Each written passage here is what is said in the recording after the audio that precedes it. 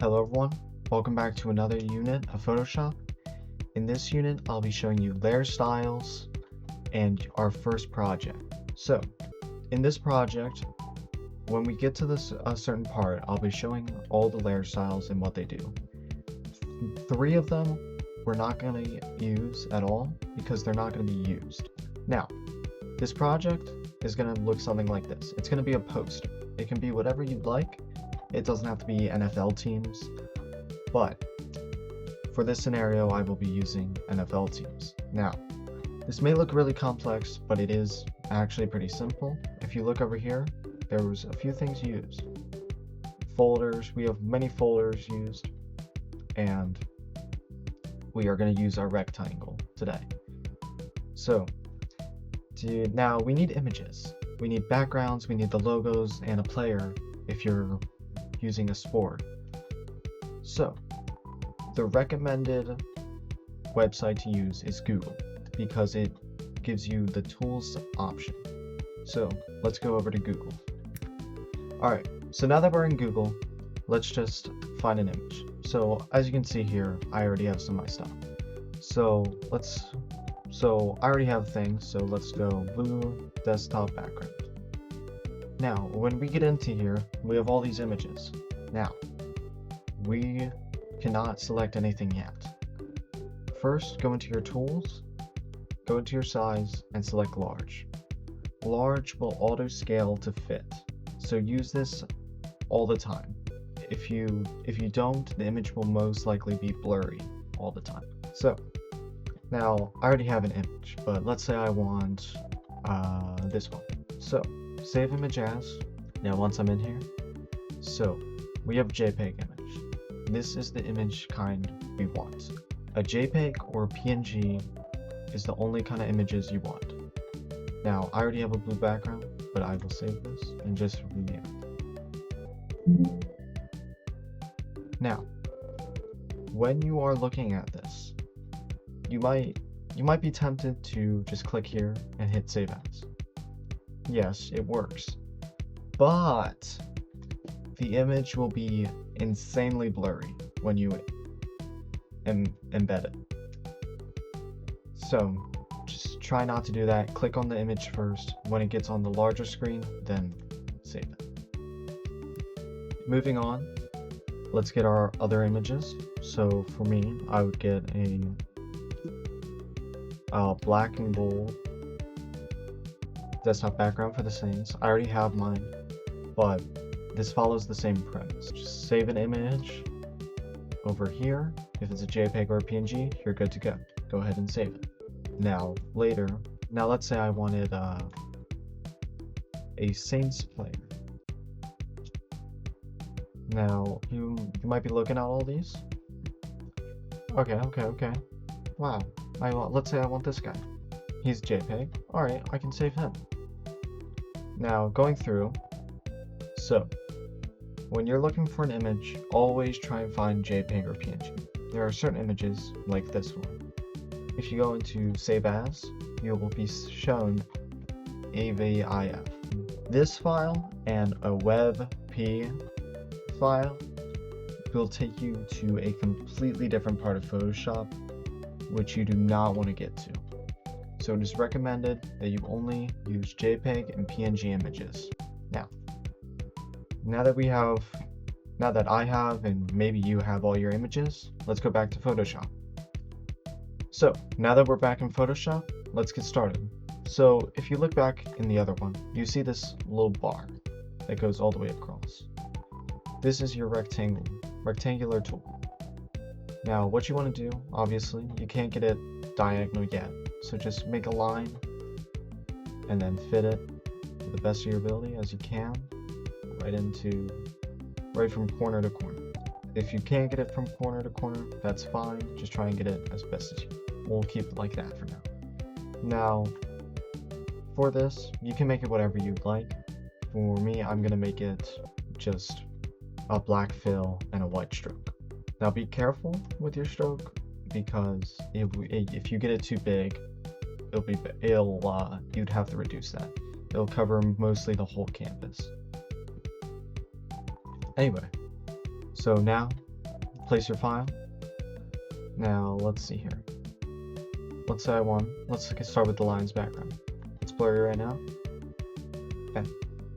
Alright, we have it in. But, whoa, it's covering both sides. How do I get it like one side on one side? Let's hide our image for now. Go up into your lasso tool. In your lasso tool, there's the polygonal lasso tool. Now, when you do this, you have to bring it all the way across your rectangle, down, and back until they meet back up. This will create a line, but you cannot do that yet. You need 2 folders. Now, name your folders like whatever. For instance, I'm going to name it Lions and Saints. Now, select your Saints one. Now, start your polygonal lasso tool. Bring it all the way across. Try and get it directly in the middle as best you can. Bring it into the background, because it will cut off if you bring it into the canvas. Now, connect them.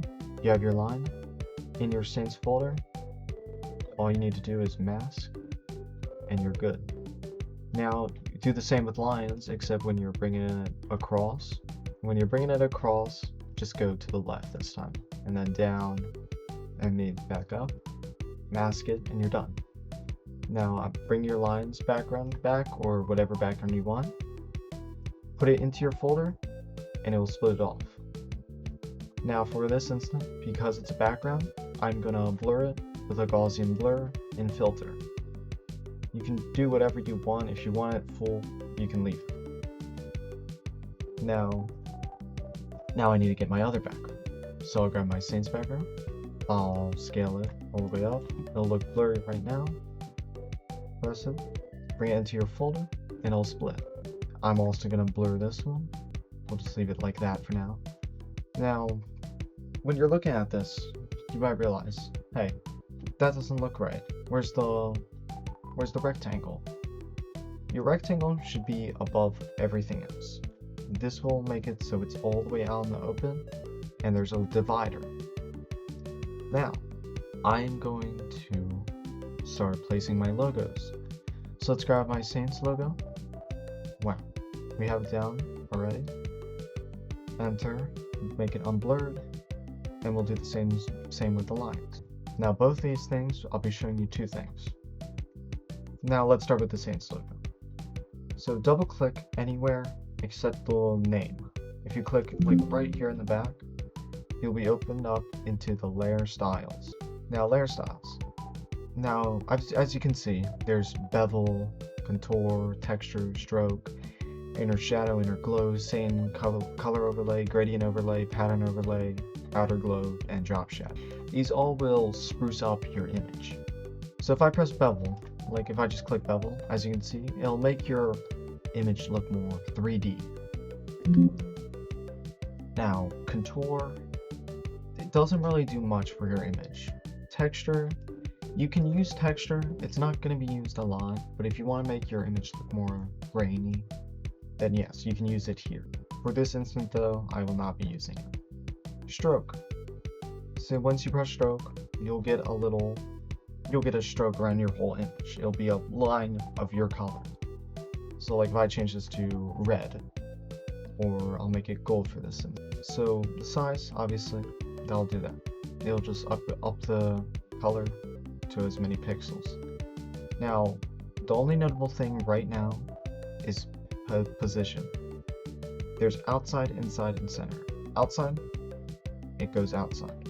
It will not go anywhere else except out.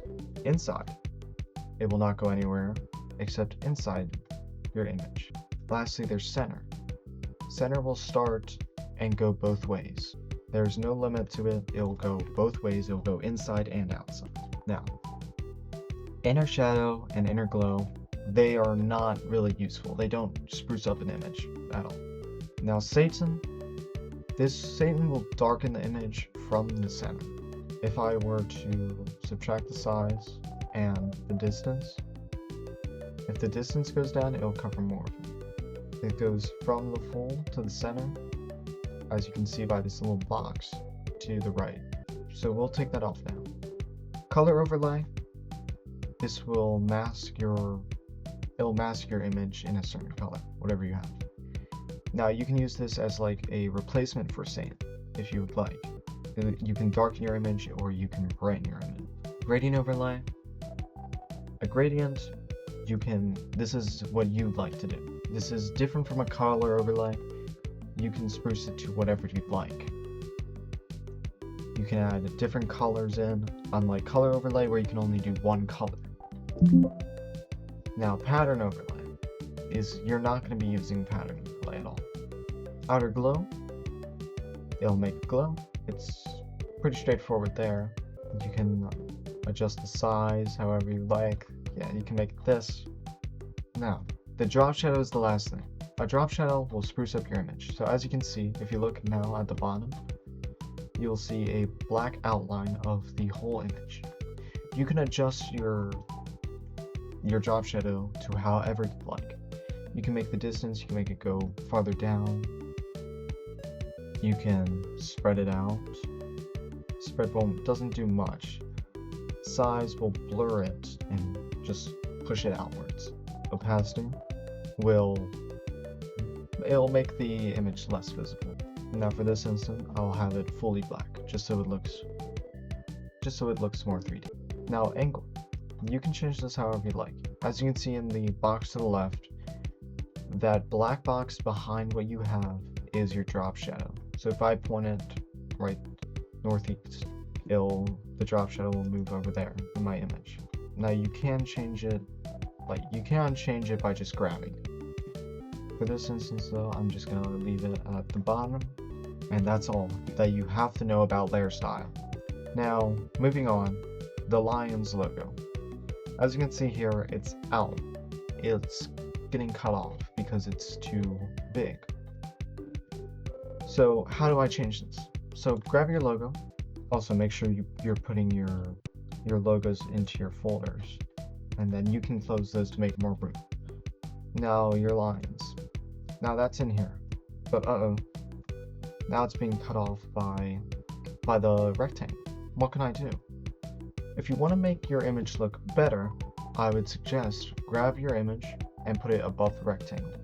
This will make it look like it's going into the other side of the image.